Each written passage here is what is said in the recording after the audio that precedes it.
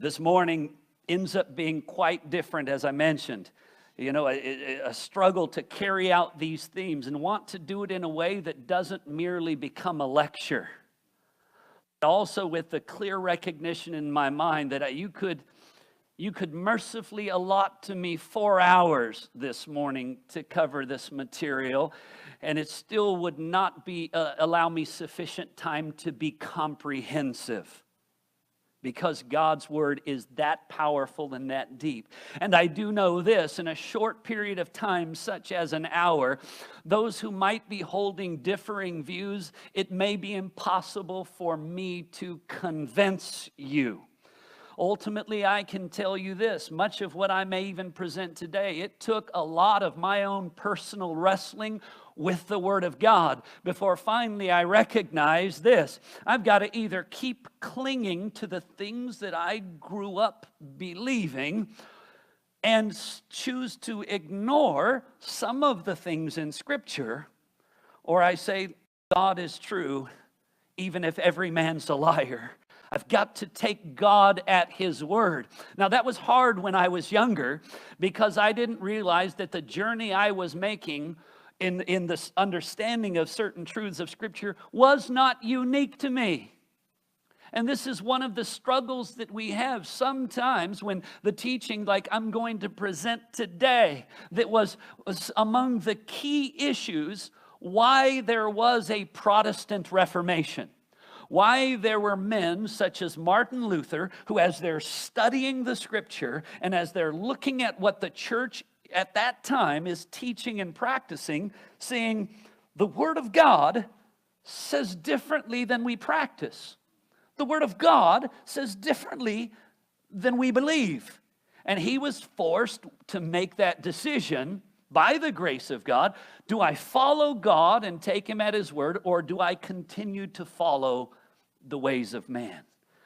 But what happened in the days of the Protestant Reformation were not when it began. If you go all the way back to the days of even the apostles in the Scripture, there were some who would come and present a gospel that was not the gospel. They would present a Christ that was not the Christ. We have these warnings in the early part of Galatians. They would present grace that is not truly grace. And here's the sad thing. What can happen as we let our own thoughts and reasoning overcome the clear testimony of Scriptures, we're in danger of that indictment of, you know neither the power of God nor the Scriptures. And that's a big concern. And so I want us to understand this. And so there's going to be, at the beginning, bear with me, a little bit of historical lesson. Okay, and I know these initially won't mean anything to you, but there was a man named Pelagius who was born in 380 AD. So this is long back. And during the time that Pelagius was studying the Scripture and a teacher, there was also another man who was a student of, a studier of the Scripture and a teacher and preacher. His name was Augustine. Some prefer the pronunciation of Augustine. It matters not to me. But you had these two different men. And this was one of the earliest times that we have this swelling of issues coming up as to how is it that we are saved. And there are these two indelibly intertwined issues of the grace of God and the will of man and how that works. And Pelagius came into these things, and his argument was, you know what? The sin of Adam has not so affected mankind as to render us helpless. We can do what is necessary in and of ourselves unto salvation. And Augustine is like, that's not what the Scriptures teaches. In Adam, we're told in Romans, condemnation came upon all men. In Adam, sin passed upon all men. And the Scriptures go on to state that men in that condition are under corruption, imprisoned by their sin nature. And if it is not for the grace of God, None will be saved. That was the beginning. Now, shortly after that, a group of men began to try to present, and this is what happens, a moderating view. And this is a danger. The goal, now, sometimes the view that the scriptures teach ends up being between two extremes that are taught in the world. That does happen. But our goal is never a pursuit of the happy middle, of the comfortable medium. The goal is always, as in the opening passage I read, Paul was saying, stewards of the mysteries of God. And there's a simple thing, and it's important that a steward be found faithful. That's still the responsibility of the church today, to be stewards of the mysteries of God. Part of what's bound up in that term, mysteries of God, and this is humbling for us as men, as humans. It means this: if God does not say it, if God does not make it known, you're never going to know it. You're never going to figure it out. It is a mystery that you can't discern, you can't discover, but it is that which God himself has made known. He made the apostles stewards of the mysteries of God, and the scriptures continue to be that which reveals to us what we must believe, even though we would never know it or figure it out on our own. So men came up with a middling view that historically was called semi-Pelagianism. Not all the way to saying that we can do it ourselves, but somewhere in between that says, we need God's help. I mean, it's not that God saves us, but it's kind of a cooperative effort, synergistic, a little him, a little me, that we do it together. And the idea that they began to present that became popular in the teachings of men like John Wesley presented a notion that the scriptures doesn't teach, a notion called prevenient grace. We'll soon be done with the lecture and into the text, so be patient with me. Prevenient text, the prevenient grace. The theory behind that is man is fallen in sin, but what God has done so that man can now save himself is he's generally, universally given grace. Not a grace that saves, but grace that's enough to help you save yourself, which allows them to say, nobody's saved without grace. We're saved by grace. But they're saying that of one side of their mouth, but they're saying, ultimately, we're not saved by grace. Grace enabled us to save ourselves. And there's a percentage, and the percentage has always been a confusion. At times people have said it's 50-50. And then it became more popular, God has done 99%. You just need to do one. God has come all the way down to you and he's put out his hand. All you need to do is lift your hand and take it. And it's moving and it's emotional, but we must ask ourselves, is that what the scripture teaches? And I want us to see that it ultimately is not. The semi-Pelagian view is also today presented under what is called the Arminian view. And I just want us to begin to see a few thoughts when we're dealing with the nature of the will of man. You know, it's interesting. What often happens, if any of you have ever taken any Bible classes or theology classes, what often happens is this: men present these ideas. And the best way to confuse people or mislead us is if there's truth mixed into it. Okay? And so, for example, they will say this: men and women were created in the image of God. And then they'll go to Genesis and they'll show that's exactly what the scripture says. Man and woman, God created them in his own image and likeness. It says that very clearly. But then the next statement that we've not thought about, the Bible doesn't actually say. But since the first part was true, we just assume the rest of the sentence is true. They say this: God created man in his own image, and God has free will. And so since men are created in the image of God, men have free will. And you know what most people's response to that is? Yeah, that makes sense. But just because something makes sense does not mean it is so. It's amazing that there are some today that the most offensive thing that you can do is deny man's free will. And I just want to make this very clear, and I say this not in a negative or disparaging way, but in the wisdom of God, in the Word of God, God Himself has revealed that He does not have free will. What are you saying? And how dare you say that? No, God's will is bound up in His nature. And God in His holiness, God in His perfection, God in His truthfulness, God cannot, will not violate things. Few verses of Scripture.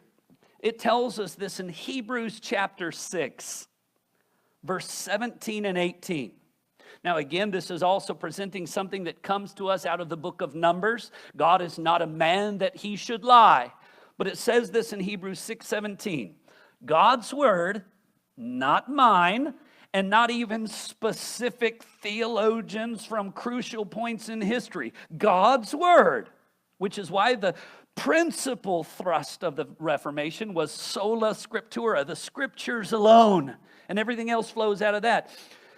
Hebrews 6:17. So when God desired to show more convincingly to the heirs of the promise the unchangeable character of His purpose, He guaranteed it with an oath, verse 18, so that by two unchangeable things in which it is impossible for God to lie. Is that not true? God cannot. Well, what if He wanted to? Is the horribly humanistic response. He is holy, righteous, pure. God is light, and in Him there is no darkness at all. The desire for Him to lie will never come from His nature. The Scripture says, not me, which when I say the Scripture says, I can also say God says it is impossible for Him to lie. So is He free? He is gloriously bound by His nature. That lack of freedom, it's not a limitation. It's not a weakening. It's a further exalting, a further glorifying. Job chapter 34. Verse 12 says this: as moved by the Spirit of God, Elihu speaks on God's behalf to Job and says this: of a truth, God will not do wickedly. The Almighty will not pervert justice. So can God do wrong? This is Job 34:12. Can God do wrong? Can He pervert justice? No, He cannot. Why not? These things are against His holy nature. Don't want to belabor it too much, but more quickly, James 1:13 says, let no one when he is tempted say, I am being tempted by God, for God cannot be tempted with evil, and He Himself tempts no one. So God cannot be tempted, and He Himself tempts no one. One more, and this is the last one, showing you the glorious nature of God's perfection, that His will is beautifully bound to His holy being. 2 Timothy 2:13. If we are faithless. He remains faithful, for he cannot deny himself. Are you saying that there's something that God cannot do? Well, please note this. I was reading. God is saying that there are some things he cannot do. And these cannots do not make him weaker. They do not make him less. They just make him more perfect. But see, if we are created in the image of God, we should understand this. Our wills are bound to our nature. As his will is bound to his nature, that he could not sin, he could not lie, he cannot deny himself. Our wills are bound to our nature. And what does the scripture say is our nature? It tells us this very clearly. Condemnation has come upon all men so that all have sinned. The scriptures repeatedly state, because of Adam, the condition of mankind is fallen, corrupted, sinful. That is the way that we are. Again, we note this, that we have wicked people in this world who do horrible things. Are there classes on serial murders?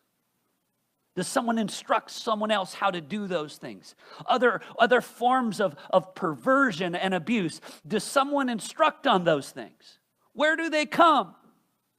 Jesus reminds us of this. When someone sins, it comes from within him, out of his own heart.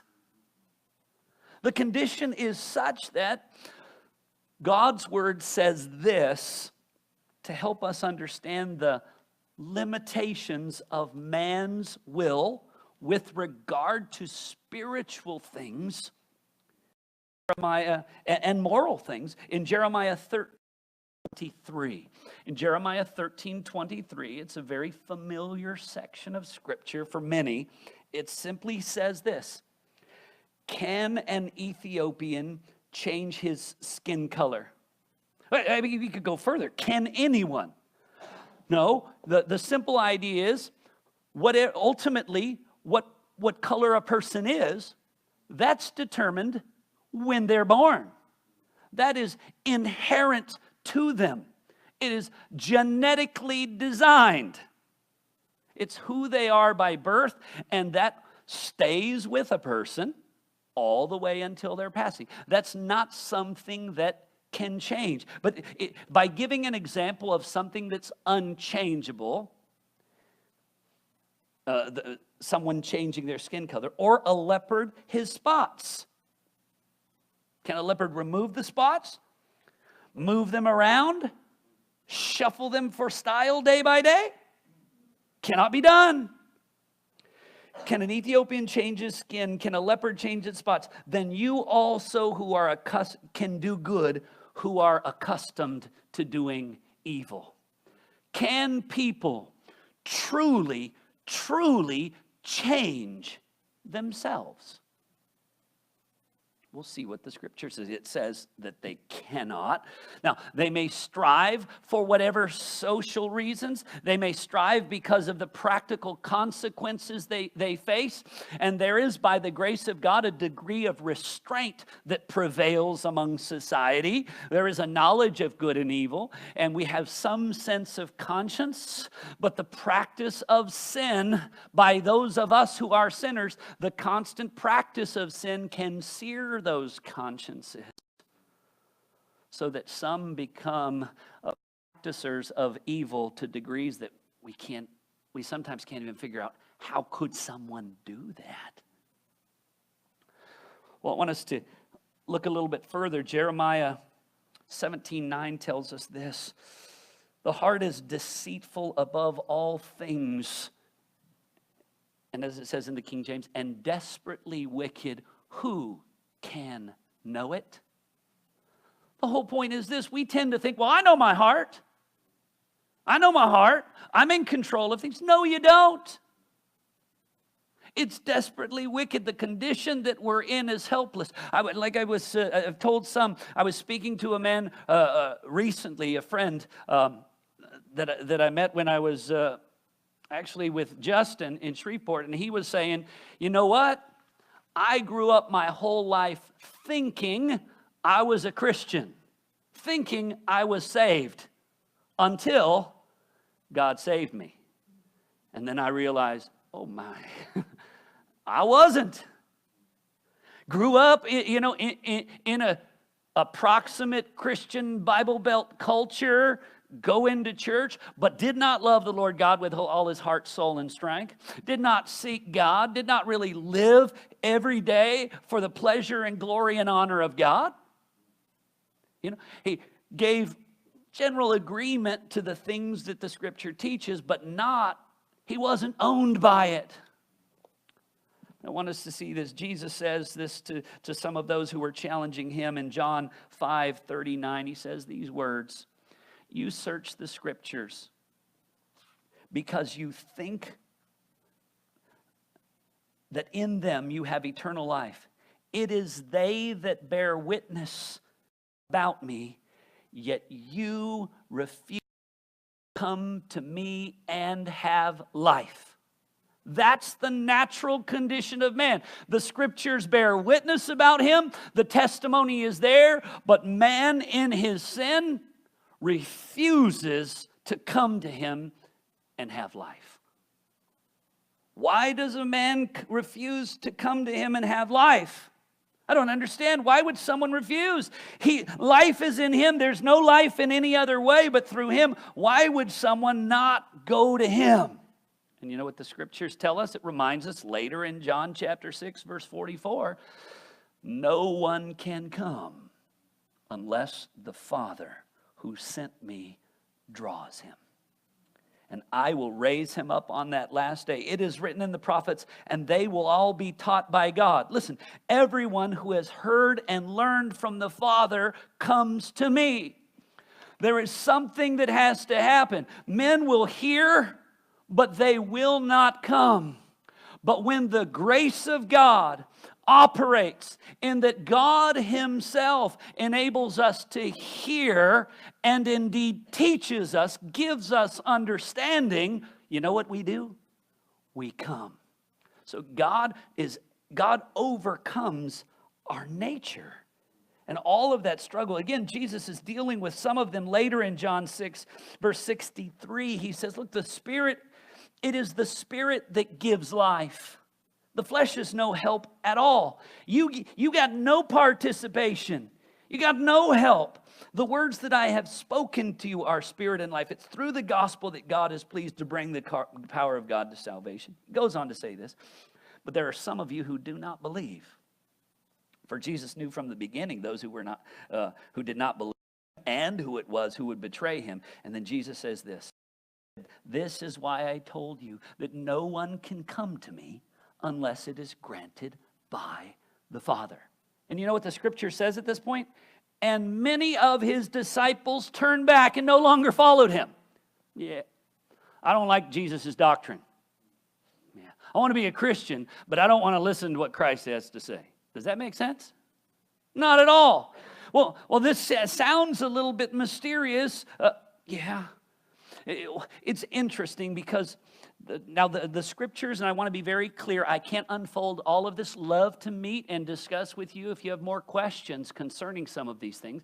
The Scripture teaches about man in his sin, his inability and lack of desire to truly seek and follow after God. His inability to understand spiritual things, and God has to, by his Spirit, do a special work. And if he does not do that, it's not going to happen. But the world tends to say this, no. Men have free will. And they'll go to a few verses in Scripture that speak of men making choices, or men being instructed to make choices. Yes, men make choices. We are responsible for the choices we make. The Scriptures make that very clear. Now the confusion is the Christian philosopher who's trying to mix his thoughts with the scriptures is it wouldn't be fair for God to command something of us if we can't do it. We can't be held responsible if we're not able. We can't be accountable if we're not able. Really? God says, be holy as I am holy. Who can do that? Who's ever done that? It is not in a man to be holy. If God were to mark sin, no man could stand before him. There is none who is righteous. No, not one. Well, then how do we get from, because of our sinful nature, we don't desire God, we don't really want him because men love darkness rather than light because their deeds are evil. That's our bent. That's our propensity. How is that? Well, God has to change our hearts. Give us a new heart. Give us a new desire. Oh, that would not be right for God to change our hearts and desires. God would never do that. Oh, that's why I say we live in such a sad age where so many are woefully, historically ignorant and biblically ignorant. Just want to present for you a few thoughts from the scriptures. And if you have your Bible, look. If not, you can certainly note them down and look later. Or if you want, I can give you the verses later because we're going to cover a lot and very fast. 2 Chronicles 10, verse 15. Here you have a man, King Jeroboam. He is the son of Solomon. He is becoming a king. The people have asked him to lighten the load a bit from what was going on from his father. And this is what the scriptures say. So the king, this is 2 Chronicles 10:15, did not listen to the people, for it was a turn of affairs brought about by God, that the Lord might fulfill his word which he spoke through Ahijah the Shilonite to Jeroboam the son of Nebat. Now, the way that it's stated in the King James translation is simply this: the king hearkened not to the people, for the cause was of God. That's interesting. Now, the idea of a turn of affairs by God. Here, again, it's challenging because this is a Hebrew word. None of us here necessarily speak Hebrew, but the Hebrew word here for turn of affairs or a cause, a change brought about by God is the Hebrew word sibah. And sibah simply means this, if you were to look it up in a lexicon. It says this: it is designated when God has turned the affairs of men arranged by his sovereign disposition. Men are wavering on what decision that they should make, and God is able to superintend, even alter their decision. Let's go more directly if you're uncertain. In Deuteronomy chapter 2, verse 30, it tells us this: as the children of Israel are traveling out of Egypt, they come into the region where Sihon, the king of Heshbon, would not let them pass. And we might ask ourselves, well, why would he not let them pass? And we can, in and ourselves, come up with a multitude of practical reasons why he would not let them pass. But the scriptures say this is the reason he would not let them pass. This is why he decided as he did. For the Lord, he would not let us pass. For the Lord your God hardened his spirit and made him obstinate, that he might give him a hand as he did this day. Is able to take the selfish, sinful desires of men and direct those wherever he will. God is able to take the sinful desires of man and stop that. God is able to take a man bent on sinful direction and change his heart to go another direction. One of the amazing things in the days that would follow this, the children of Israel would end up going into a time of exile, extended exile of 70 years. In that 70 years, there would be a slew of different men who would be rulers, beginning with Nebuchadnezzar on through. And in that time, God so works that He's going to, at 70 years, send the children of Israel back. They are going to rebuild Jerusalem, and they are going to rebuild the temple.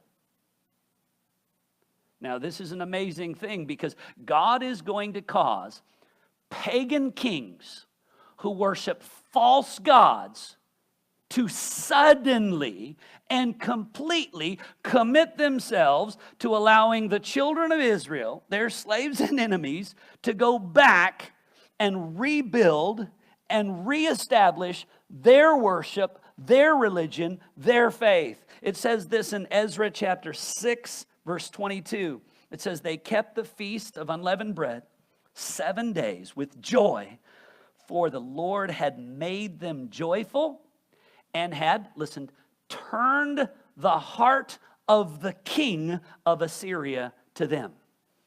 So, where was his heart initially? Against them, to subjugate them, to mistreat them, to oppress them, to subdue them. And what did God do? Now to protect them and provide for them,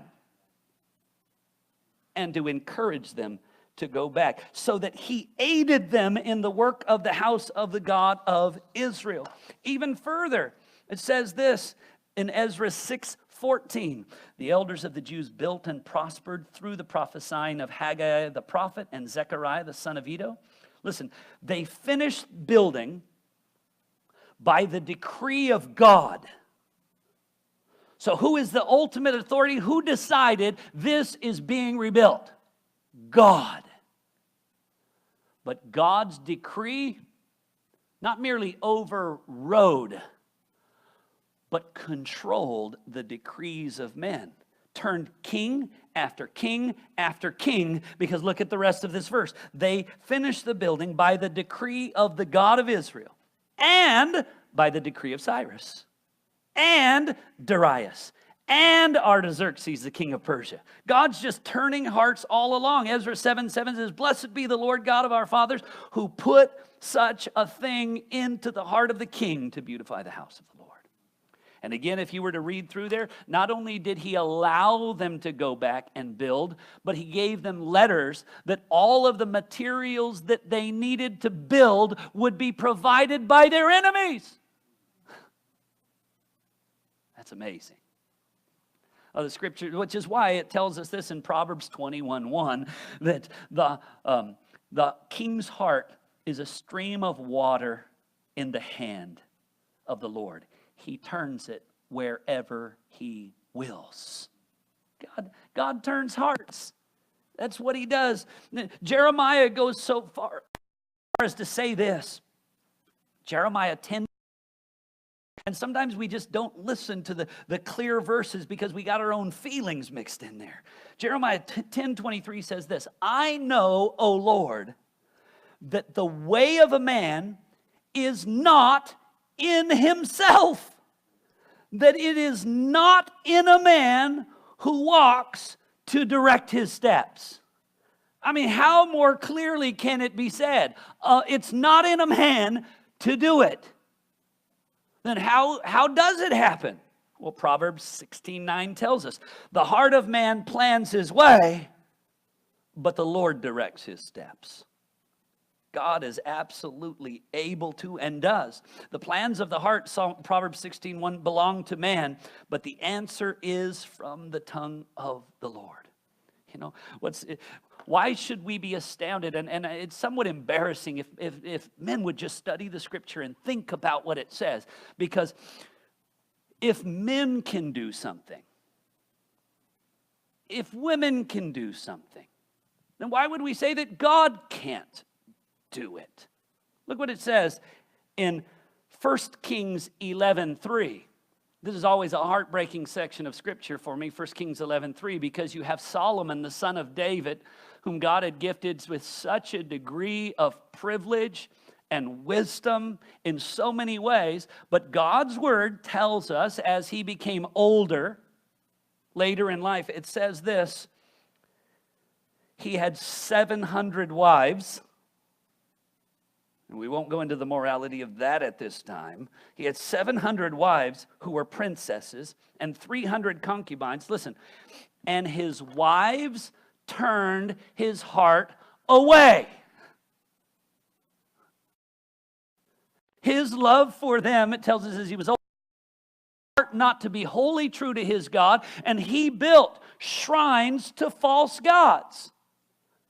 So listen, if the wives can turn a man's heart the wrong direction, how dare we say that the Almighty God can't do what even these wives did?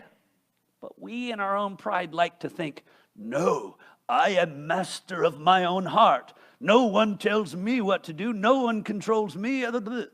No, it's not true. That itself is deception. I know it's true. The heart is deceitful above all things and desperately wicked. Who can know it? Listen, God gloriously turns hearts. One of the things, again, if you were to go to Psalm 105,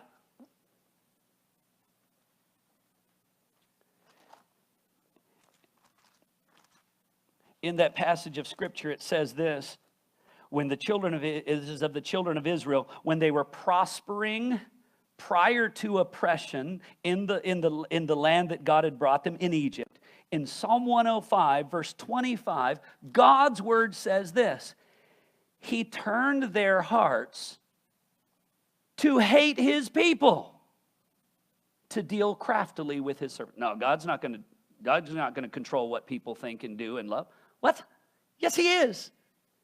And more than that, if you were to go over to the very next Psalm, Psalm 106, it says this in verse 46. He caused them to be pitied by all those who held them captive. So God can take those who are neutral, cause them to hate his people. God can take those who are and cause them to pity them. Because the reality is this: God is the potter, we are the clay. He shapes us how he wills, he moves us how we will, and the Scripture reminds us that apart from the grace of God, we would not turn to him. Again, that simple passage that in Romans tells us this in Romans chapter 3. If you go look there with me, in Romans chapter 3, verse 9 and following, it says, what then? Are we Jews any better off? No, not at all. Romans 3:9. For we have already charged that all, both Jews and Greeks, are under sin. That's the condition of all men since Adam. All are under sin. What does that look like? According to the testimony of God, what is the response, the behavior of those who are under sin? Look what it says with me, if you would. In verse 10, it says, as it is written, and this is quoting from both Psalm 14 and Psalm 53, none is righteous, no, not one. And I'm always thankful for God's word on that, because it helps us to understand that the all being referred to here is an absolute totality. The word all is used many different ways in Scripture, but with regard to condemnation and the sinful condition, it is absolute totality, all of mankind, every man, woman, and child ever in this world, ever conceived. In sin did my mother conceive me. That's the natural condition. None is righteous, no, not one. Well, without righteousness, we cannot see God. So how are any of us ever going to stand before God? No one ever in themselves is worthy. None is righteous, no, not one. Now, I'm thankful for the grace of God that in the historic purposes of God, there was one that was uniquely different. Jesus Christ. He was born of a woman, born under the law, yet without sin. He was born not like any other descendant of Adam, for he was conceived in the womb of the Virgin Mary by the Holy Spirit. He was fully God and fully man, a mystery that just beyond our comprehension. But outside of Christ, remember, the first Adam did not have sin until he sinned, and sin passed on all men. Jesus, the scriptures refer to as the second or last Adam. Like the first Adam, he was without sin. Unlike the first Adam, he was perfect in holiness. He became the perfect sacrifice, the sacrifice on the cross without blemish and without spot that brought us the forgiveness of our sins. And so, again, none is righteous, no, not one. It goes on to say this also. No one understands. So how many understand? You tell them the gospel, you tell them about salvation, you tell them about God's mercy and grace and love and hope, and you tell them all of these things, and the scripture says, no one understands. I disagree, because I understand. Well, no one by their nature understands. As it tells us in 1 Corinthians 2:14, the natural man does not understand the things of the Spirit of God. They are spiritually discerned. 1 John chapter 5 tells us that the Son has come and given us understanding. So by nature, no one has understanding. When the Spirit unites us to the Son by grace, we are granted understanding. But so the natural condition of man, no one is righteous, no one seeks God, or no one understands, no one seeks for God. All have turned aside. They have altogether become worthless. No one does good, not even one. It's like, wow. It could not be more clear. God saved me not because of my inestimable worth, because I was altogether worthless. Not because of my goodness or my effort, because none is righteous. Not because I was seeking Him, because none seek Him. Not because I understood and accepted the gospel, because none understands. Unless He, by His grace, opens our hearts and minds that we understand. That transforming, saving grace of God that makes all the difference. But here's the sad thing, and I grew up being taught this. You know what God did? You know, all those confusing things in the Scripture, how it oft speaks of terms like elect, predestination, that a lot of people run away from. They say, well, not a problem. What happened is God just stood there and He looked from eternity past. He looked down through the future, and everyone who was going to seek Him, everyone who was going to choose Him, everyone who was going to believe, He elected them. Well, that's a great story. Such a great story, I bought it for a season. But what does Romans chapter 3 say? If God was to look down the future of time, men left to themselves, how many are righteous? How long is that list? None. All right. How many understand and thus believe the gospel? None. How many seek after God? None. How many do good? None. The list of people saved would be how long? None. But God, who's rich in mercy, because of the love that He has for us, chose us in Christ before the foundation of the world. So He purposed, though there's none, I will make sure that there is one. And in that one Christ, there will be salvation for a multitude, who will find me not by their seeking, but I will send Jesus. And as the scripture says, He will seek and save the lost. So who is righteous? You know, coming out of that and looking at the totality of Scripture, who is righteous? Only one.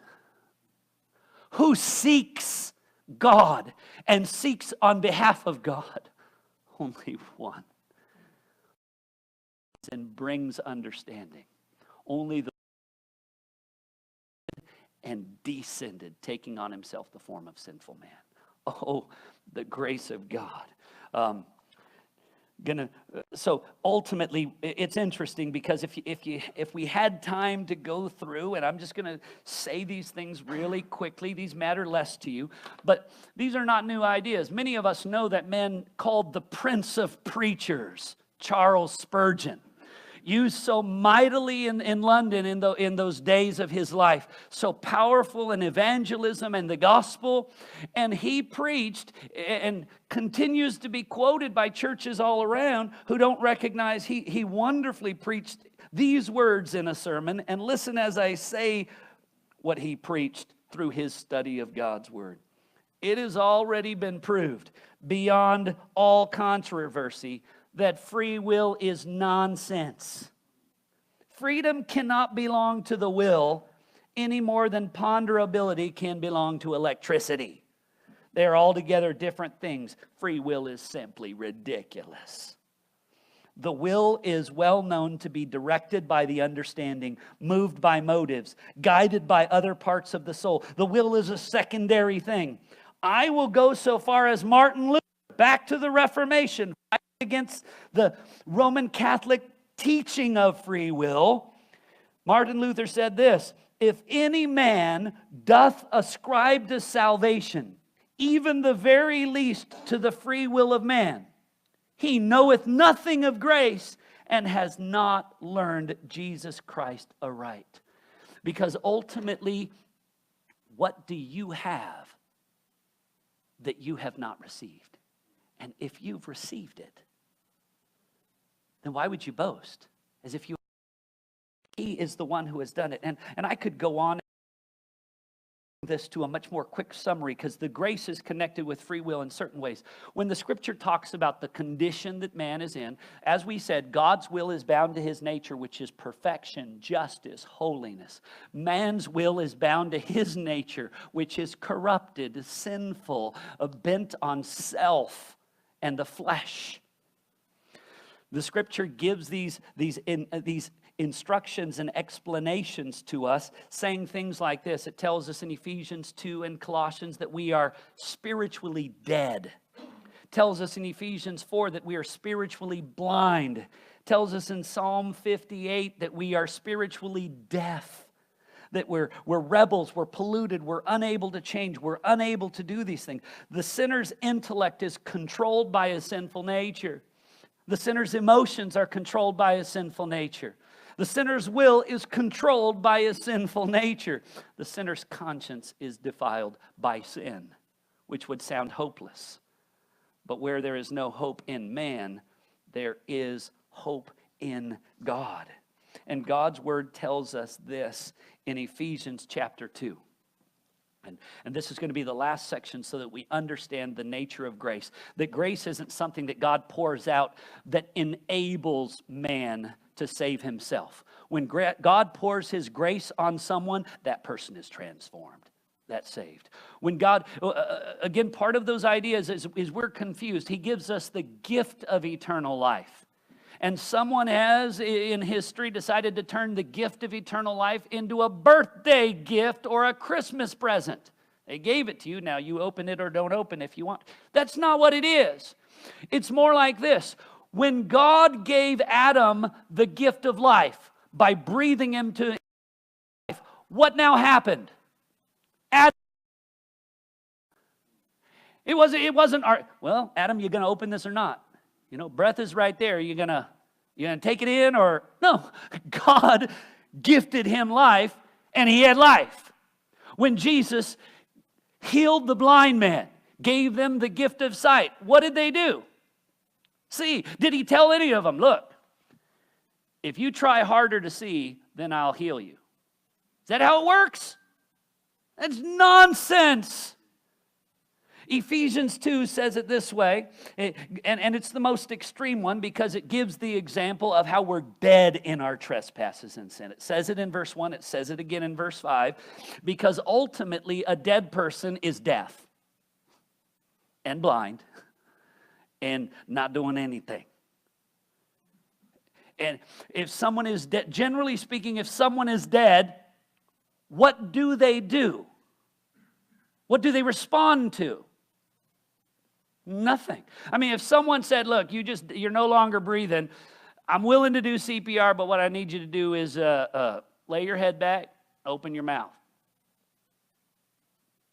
Is it going to happen? I'm willing to do it. I'm right here ready to do the whole thing. But what I need you to do first is lean your head back. Is there going to be any response from that fellow? It's not. No, there won't be. Unless he is alive. Now, the scripture says in Ephesians 2:5, and again, I've often said this, you can threaten him with anything. You know, I want you to live. Get up now or I'll kick you. You get up now or I'll shoot you. Is he going to get up? Get up now, I'll give you $1 billion. You can threaten him with agony and pain. You can all of his dreams. He's not. You know why? He'd be dead. Ephesians tells us that is the condition of natural man. What was our condition till God saved us? And how does he do it? Again, Ephesians 2:5. Even when we were dead in our transgressions, our trespasses, made us alive together with Christ Jesus. I always want us to remember that. In the end, made us alive together with Christ Jesus. I mean, the glory is to Christ. Salvation is by faith in Christ. He's the one who achieved our righteousness. He's the one who bore our sin. Ultimately, we've got to make sure, as important as doctrine and truth is, our biggest declarations are not, Bible doesn't teach free will is a myth. Our ultimate declarations are not also that they teach prevenient grace, but God's word teaches a grace that actually saves. No, our ultimate proclamation is Christ. The grace of God is given us in Christ Jesus. Our wills are turned because the understanding and the drawing and the working of God is given us in Christ Jesus before ages began. And I just still in this passage, Ephesians 2. We were dead in our trespasses. He made us alive. We didn't do anything. If you will just first, no. He did not wait for us to initiate. What we did is continue be dead. And he made us alive. And to explain what that means is, by grace, you have been saved. You know what the grace of God does? It takes one spiritually dead and it makes them alive. Kingdom of darkness to the kingdom of light of his beloved Son. It takes him from being a servant of self and sin to now being a willing, loving servant of the Most High God. I also want us to know this. By grace, you have been saved. That phrase, been saved, is passive. You contributed, zip. Not, nothing, nada. If there's a way to keep going to express nothing, that's what we did. He's not done. Raised us up and seated us in the heavenly places in Christ, so that in the coming ages, he might show the immeasurable riches of his grace. His grace, it's immeasurable because it took those who were unworthy, unrighteous, ununderstanding, not seeking, bound by our sinful natures, and set us free. The immeasurable riches, and don't miss this, of His grace in Christ Jesus. For by grace, once again, passive, you have been saved. It's not that grace and me. It's not even 99% grace and 1% me. It is by the grace of God I have been saved. People say, but no, I've been saved because I believed. I have faith in Jesus. Yes, you do. How did you get faith? Verse 8, Ephesians 2:8. For by grace you have been saved through faith, and that is not your own doing. What? That's not my own doing? It's the gift of God. It's not my own doing. It's the gift of God. So why do I believe? Why do I see? Why do I breathe?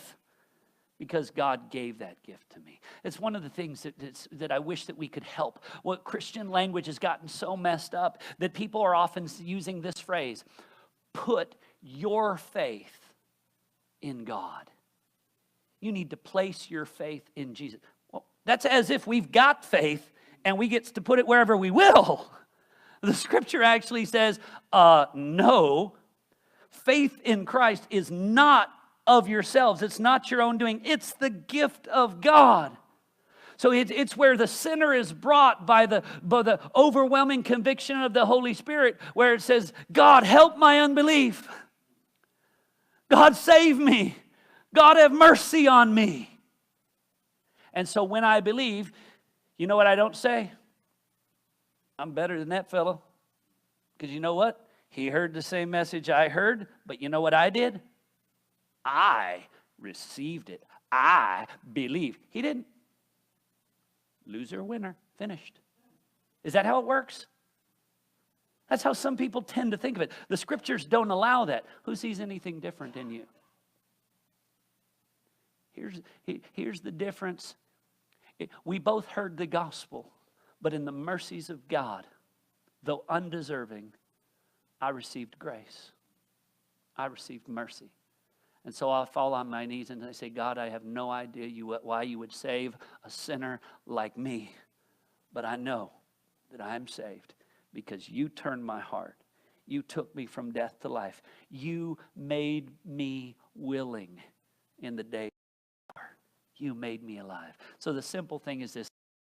The world teaches, and so often churches teach us free will. Does the Bible teach free will? No.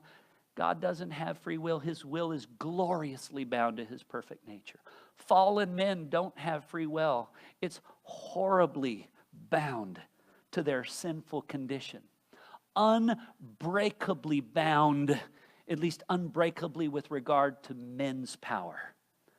But as Jesus says, when the Son sets you free, you shall be free indeed. And when God, in His grace, by the power of His Son, in the gospel, through the working of His Spirit, makes one alive, sets them free, you know what we do? When He calls us to Himself, we call upon the name of the Lord, confessing our sin, believing in our hearts, because He saves us. So the scripture teaches, look, the will is bound to the nature.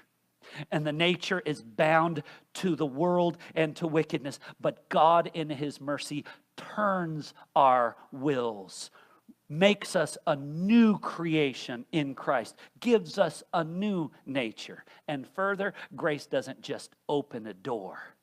Grace brings us to life and brings us through that door to Himself. Oh, the grace and mercy of God that is ours in Christ. Let's pray.